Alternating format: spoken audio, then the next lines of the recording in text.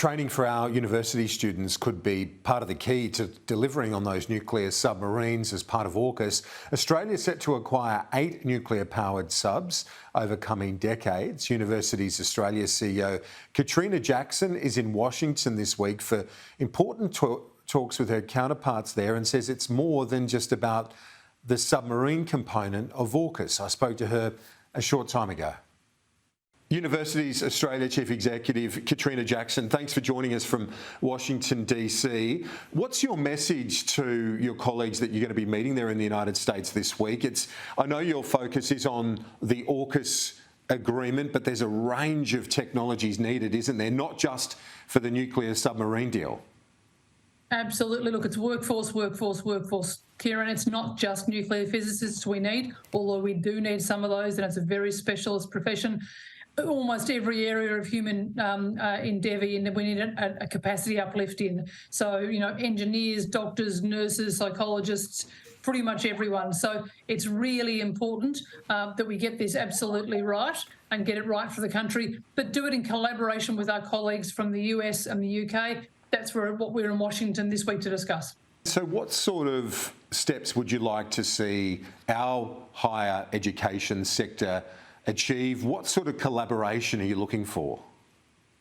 We've already got 10,000 research collaboration links with colleagues all around the world. This is how universities grapple with the really big problems, the really big upticks in capacity and knowledge. So we want more collaborations. We want closer collaboration with our UK and US colleagues on the challenges of AUKUS because they're not small. There are simply not enough skilled, highly educated workers just to deal with the AUKUS workforce, the 20,000 people we'll need in Australia. It's fundamental that we collaborate with our colleagues, we learn from each other, we educate each other, rather than just stealing each other's skilled workers.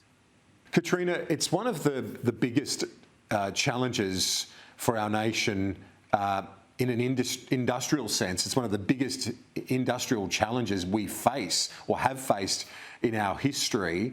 But the upside is also enormous here, isn't it, with the submarine, the technology associated with that, but also that second phase of the AUKUS agreement through quantum and other technologies. The upside here is potentially enormous as well.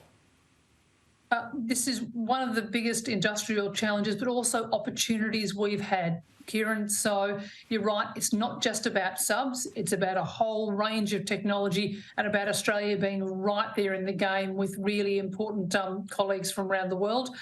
This is why universities are talking very closely to each other in meetings this week, but also while we've been working sort of hand in glove on these really serious issues. And it's not just AUKUS. Almost every serious challenge we face, from energy transition to water quality to almost everything, is something we can do better, bigger, and with more capacity and more speed if we take full advantage of our universities here and with our collaborators overseas.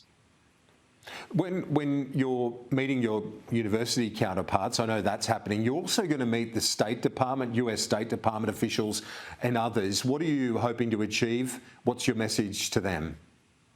So the message for the colleagues in both the security industry here and government here is actually a really optimistic one. In Australia, we've managed to really design a good scheme for dealing with the hugely complex issues of foreign interference and research collaboration. So we've got to balance those two things, try and prevent as much foreign interference as we can, but preserve the fundamental openness of international research.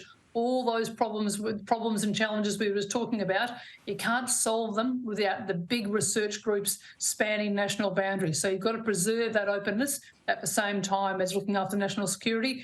We've got a thing called the University Foreign Interference Task Force, a genuine partnership with government at very high levels.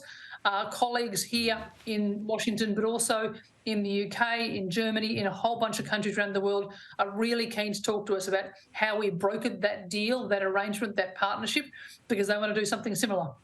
Now, while I've got you, I know that you've made a submission to the government about university funding in the lead up to Jim Chalmers' second budget, and you're essentially, in a nutshell, you're saying that the former government's changes to try and prioritise some university courses and areas has been counterproductive, essentially, for resourcing of universities. Can you explain that to our viewers this afternoon? But in two senses, Kieran. So trying to get students to study things by changing the way the fee structures work is just clearly ineffective. Because we have the Australian homegrown invention of HECS, the income contingent loan scheme, you don't pay up front, you pay later when you earn money. Trying to give students at 17 and 18 years old a price signal to change their mind from studying, so they want to do nursing, encourage them to do architecture. They want to do journalism, try and get them to go into classics. It's just students have a whole bunch of motivating reasons for doing what they do at university. Skill, talent, passion, enthusiasm. Price signal from a loan they pay later when they're earning money is just really small on that bunch of motivating factors. So we don't think the scheme as introduced under the former government works. We also think there are some other fundamental problems for it. It also doesn't assist universities. And at the moment, we have before us a real opportunity to get to grips with some of the lumpy, inefficient, not good for anyone bits of policy that have just sort of piled up over time. And we very much appreciate the Accord review being undertaken by Mary O'Kane and at the instigation of Education Minister Jason Clare, a real opportunity to really set things straight, make sure we've got the resourcing and the upping of capacity absolutely right, so we can make sure we've got all those knowledge-filled graduates to do the big jobs which will make sure Australia's in a great position for the future. Universities Australia Chief Executive Katrina Jackson joining me from Washington. Appreciate your time. Thanks. Pleasure.